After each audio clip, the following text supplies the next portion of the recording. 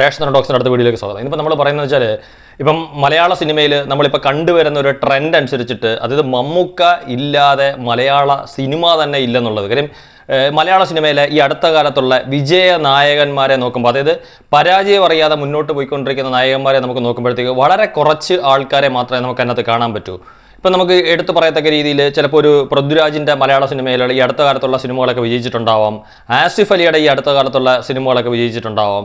അങ്ങനെ ചില ആൾക്കാരെ നമുക്ക് പറയുമ്പം കുറച്ചുകൂടെ സീനിയറായിട്ടുള്ള നായകന്മാരെ നമ്മൾ എടുക്കുമ്പോഴത്തേക്ക് ഇപ്പം മമ്മൂക്ക, ലാലേട്ടൻ, സുരേഷ് ഏട്ടൻ, ജയറാമേട്ടൻ ഇങ്ങനെയുള്ള ആളുകളുടെ ഒരു തലമുറയിലെ നായകന്മാരെ നമ്മൾ എടുക്കുമ്പോഴത്തേക്ക് ഇന്ത്യൻ സിനിമയെ തന്നെ മമ്മൂക്കയോളം വിജയങ്ങൾ ഈ അടുത്ത കാലത്ത് സ്വന്തമാക്കിയിട്ടുള്ള ഒരു നടൻ ഇല്ല എന്ന് നമുക്ക് പറയേണ്ടി വരും. അല്ലെങ്കിൽ നമുക്ക് അങ്ങനെ പറയാൻ സാധിക്കും. കാര്യം മമ്മൂക്ക മാത്രമേ ഉള്ളൂ ഇത്തരത്തിലുള്ളൊരു വിജയം നേടിയെടുത്തത്. ഇതിൻ്റെ ഒരു ഫലമായിട്ട് നമുക്കിപ്പോൾ കഴിഞ്ഞ കുറേ നാളായിട്ട് ഒരുപാട് സിനിമകളിൽ മമ്മൂക്കയുടെ കഥാപാത്രങ്ങളുടെയോ മമ്മൂക്കയെക്കുറിച്ചുള്ള ഒരു റെഫറൻസ് പല സിനിമകളിലും നമ്മൾ കണ്ടുവരുന്നുണ്ട്. ഇപ്പം മഹേഷിൻ്റെ പ്രതികാരം എന്ന് പറയുന്ന സിനിമയ്ക്കകത്ത് മമ്മൂക്കയും ലാലേട്ടനെയും കുറിച്ച് പറയുന്നെങ്കിലും മമ്മൂക്കയും ലാലേട്ടനെയും അതിനകത്ത് പറയുന്ന വാക്കുകൾ എന്താണെന്നറിയാം. തമ്മിൽ രണ്ടുപേരെയും തമ്മിൽ പറയുന്നത് എന്താണെന്ന് വെച്ചാൽ, പിന്നീടുള്ള ഒരുപാട് സിനിമകൾ ഈ അടുത്ത കാലത്ത് ഇപ്പോൾ റൈഫിൾ ക്ലബ്ബ് എന്ന് പറയുന്ന സിനിമയ്ക്കകത്ത് അങ്ങനെ ഒരുപാട് സിനിമയ്ക്കകത്ത് ഇപ്പം ബിലാലിൻ്റെ റെഫറൻസ്, അതുപോലെ മൃഗയിലെ വാറുണ്ണിയെക്കുറിച്ചുള്ള ഒരു റെഫറൻസ്, അങ്ങനെ ഒരുപാട് വ്യത്യസ്തമായിട്ടുള്ള സിനിമകളിൽ മമ്മൂക്ക കഥാപാത്രങ്ങളെക്കുറിച്ച് ഇപ്പം എബ്രഹാം ഓസ്ലർ എന്ന് പറയുന്ന സിനിമയ്ക്കകത്ത് മമ്മൂക്കയുടെ ഒരു അതിഥി വേഷം തന്നെ എങ്ങനെയാണ് ആ സിനിമയുടെ അണിയറ പ്രവർത്തകരും അല്ലെങ്കിൽ പ്രേക്ഷകരുമായിട്ടുള്ള ആൾക്കാർ സ്വീകരിച്ചതെന്ന് ആ സിനിമ തിയേറ്ററിൽ കണ്ടവർക്ക് അറിയാൻ പറ്റും. ഇപ്പം ജയറാമേട്ടനെ സംബന്ധിച്ചിടത്തോളം ജയറാമേട്ടൻ ആ സിനിമ ഒരു വലിയ വിജയം നേടിയിട്ടും ജയറാമേട്ടനൊരു തിരിച്ചുവരവ് ഉണ്ടാവാത്തതിൻ്റെ ഏറ്റവും വലിയ കാര്യം എന്ന് വെച്ചാൽ അതിനകത്ത് അതിഥിതാരമായിട്ട് ഏതാനും സീനുകളിൽ മാത്രം വരുന്ന മമ്മൂക്ക ആ സിനിമ കൊണ്ടുപോയി എന്നുള്ളതാണ്.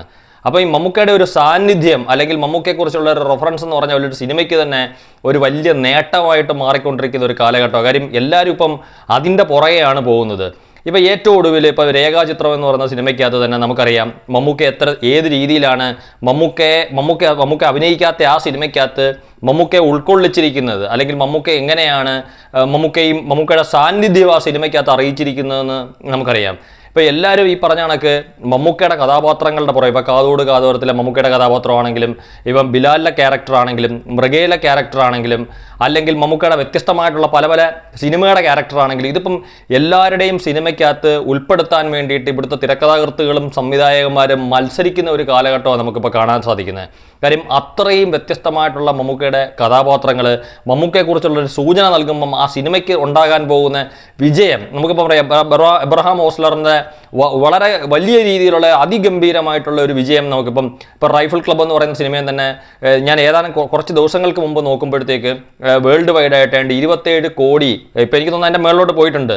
സാക് മിൽക്കിൻ്റെ ഒരു ട്രാക്ക് ചെയ്യപ്പെട്ട കളക്ഷനകത്ത് 27 കോടിയാണ് കുറേ ദിവസങ്ങൾക്ക് മുമ്പ്. ഇപ്പോൾ എനിക്കൊരു 30 കോടിക്ക് മുകളിൽ വന്നിട്ടുണ്ടായോ. അപ്പം അങ്ങനെ ഒരുപാട് സ്ഥലത്ത് ഒരുപാട് സാഹചര്യങ്ങളിൽ മമ്മൂക്കയുടെ കഥാപാത്രങ്ങളാൽ, അതുപോലെ ഈ അടുത്ത കാലത്ത് കാര്യം ആ സിനിമയെ കുറിച്ച് എനിക്കറിയില്ല, ഒരു മമ്മൂക്ക ആരാധകൻ്റെ കഥ പറഞ്ഞ ഒരു സിനിമ. അപ്പോൾ എല്ലാം മമ്മൂക്ക മയമാണ് ഇപ്പം മലയാള സിനിമയിൽ നമ്മൾ കണ്ടുകൊണ്ടിരിക്കുന്നത്.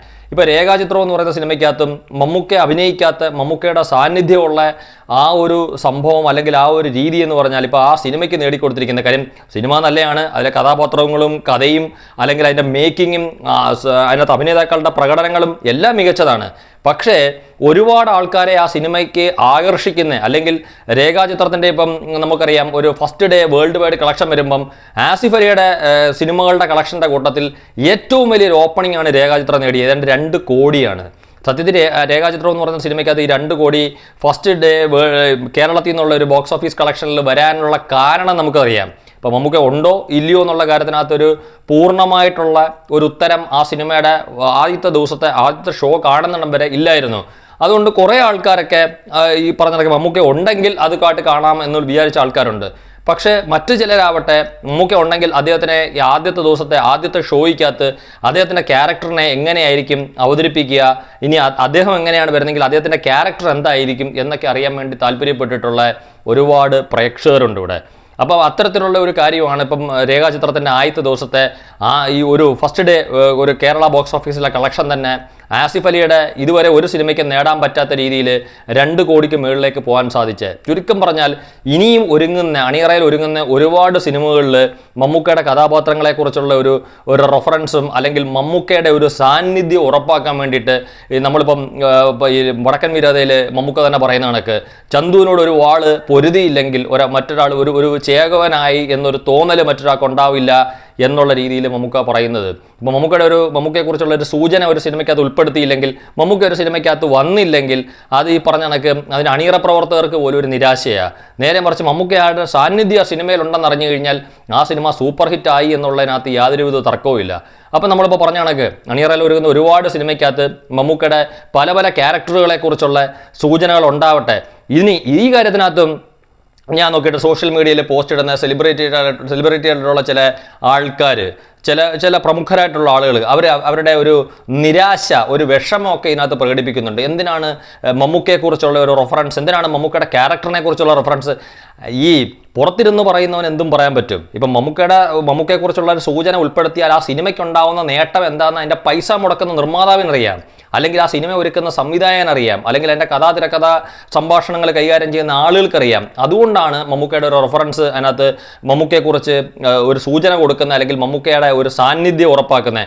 അതിന് നമ്മളിപ്പോൾ പറയുന്നതാണെങ്കിൽ സോഷ്യൽ മീഡിയയിൽ ഇരുന്ന് പോസ്റ്റ് ഇട്ടിട്ട് എന്തിനാണ് മമ്മൂക്ക അങ്ങനെ പറഞ്ഞത്, ഇങ്ങനെ പറഞ്ഞത്, എന്തിനാണ് മമ്മൂക്ക അതിനകത്ത് ഉൾപ്പെടുത്തിയെന്ന് ചോദിച്ചു കഴിഞ്ഞാൽ അസൂയ കൊണ്ട് ഇങ്ങനെ കരയുന്നവർ അല്പം മാറി ഇരുന്ന് കരയാൻ മാത്രമേ അവരോട് പറയാൻ നമുക്ക് പറ്റത്തുള്ളൂ. നമുക്ക് ഇനി പറഞ്ഞ കണക്ക് മമ്മൂക്കയുടെ ഒരുപാട് സിനിമയ്ക്കകത്ത്, അല്ലെങ്കിൽ മമ്മൂക്ക ഇപ്പോൾ രേഖാചിത്രത്തിൽ അവതരിപ്പിച്ചിരിക്കുന്ന പോലൊക്കെ തന്നെ മമ്മൂക്കയെ കാണാൻ ഒരുപാട് ആഗ്രഹങ്ങളുണ്ട്. അത്തരത്തിലുള്ള നമ്മുടെ ആഗ്രഹങ്ങളൊക്കെ ഒരുപാട് സിനിമകളിലൂടെ നിറവേറട്ടെ എന്ന് നമുക്ക് ആഗ്രഹിക്കാം.